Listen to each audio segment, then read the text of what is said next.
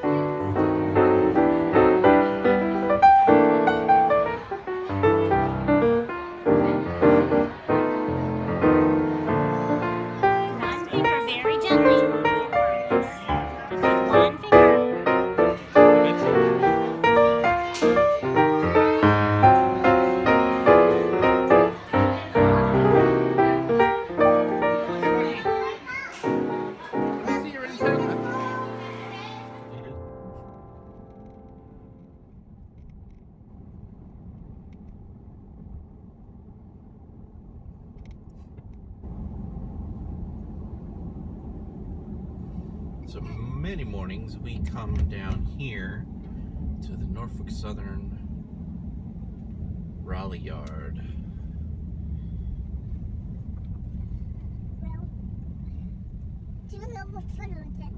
Yep. So this is one of the places the kids and I like to come in the mornings after we've done our breakfast stuff at home, and just like to come down and watch the trains. They like it, and I like it, and it's a fun thing to do. Doesn't cost anything, and you get to see cool stuff like this.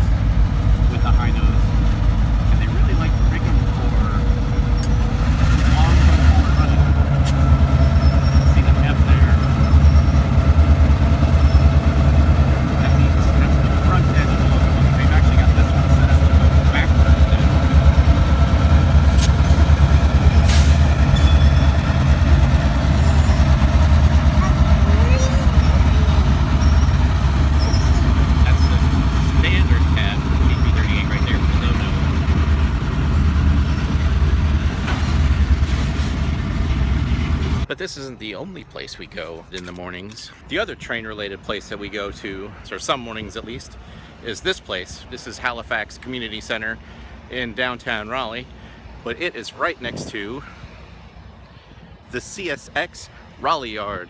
The local train just left,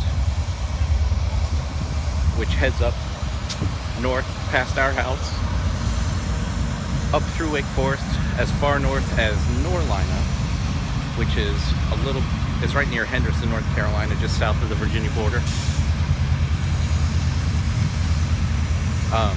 This yard is also the home of North Carolina Rail's main, well, you could see right through there, getting used to this pointing to the camera, right through there you could see the North Carolina Rail passenger coaches, and way over there there's a locomotive being serviced. The North Carolina Rail Raleigh station's on the other side of most of downtown on Cabarrus Street, and we'll get over there.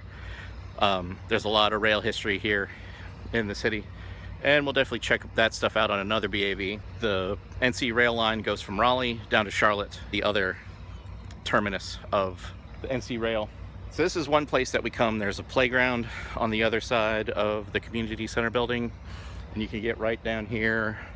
And when local switcher is still in the yard moving stuff around, you can watch them shove cars around. It's not as easy to watch as at the Norfolk Southern yard, because they have to go way up there past the office. That's the CSX there, CSX office right there. Former Seaboard Airlines Seaboard Coastline yard, and in a minute we'll go up by where the Seaboard Coastline built their, she was the Seaboard Airline at the time, where they built their station, and we can get a better look at that NC rail engine over there. The old Seaboard Station platform, see the end of this is the end of the passenger platforms. Used to be tracks going right through here. You still see the departure track for the old station up there. Two old coaches here. There's an old baggage coach, and it's actually now a private coach. Somebody is restoring it. Actually, I'm not sure where that one came from. I'm not sure where this one came from either, because it has this really interesting marking on the side. I'm not sure what logo that is. I've tried to do image searches on Google, and I've just not come up with it's cool looking though. It's an old steam engine with a Canadian flag on the, behind it. There's three of them on each side, and there's the ones down on the end got painted over.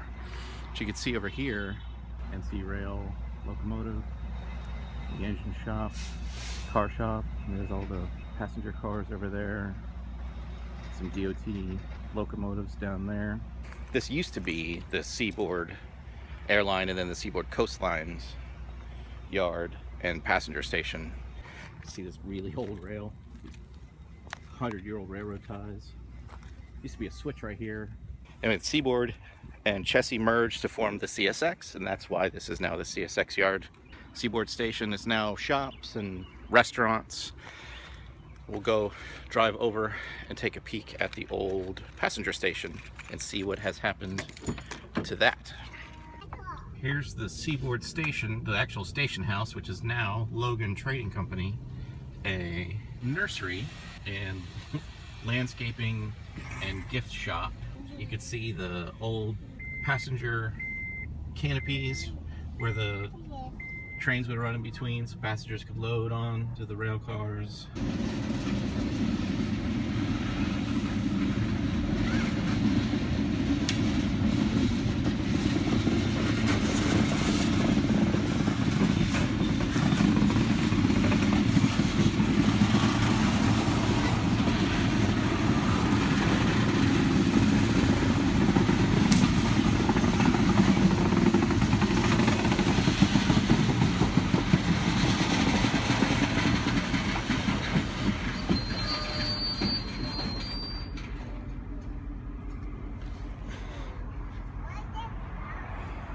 So there are no crossing gates at the road over here behind this tree.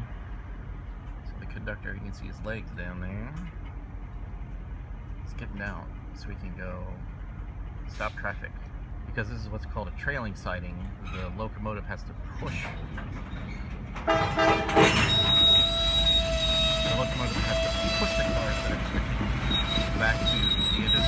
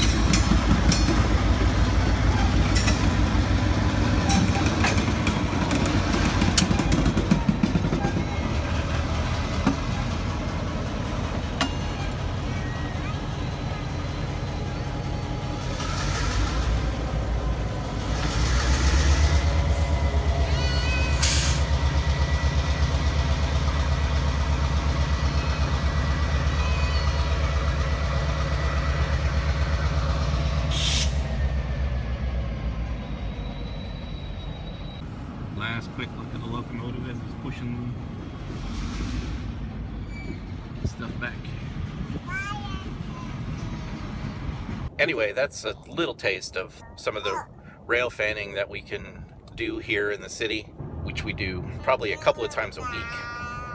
And just a small taste of Raleigh's rail history. There's a bunch of other stuff that we can go take a look at, which we'll probably do on a day when I don't have all three of the little ones. For instance, did you know that there is still in existence and operation a 100-foot turntable in the city of Raleigh? There is still in existence and operation a turntable that railroads used to use to turn their locomotives around. It unfortunately is behind a do not enter sign, and I don't want to take my three littles doing that sort of urban exploring.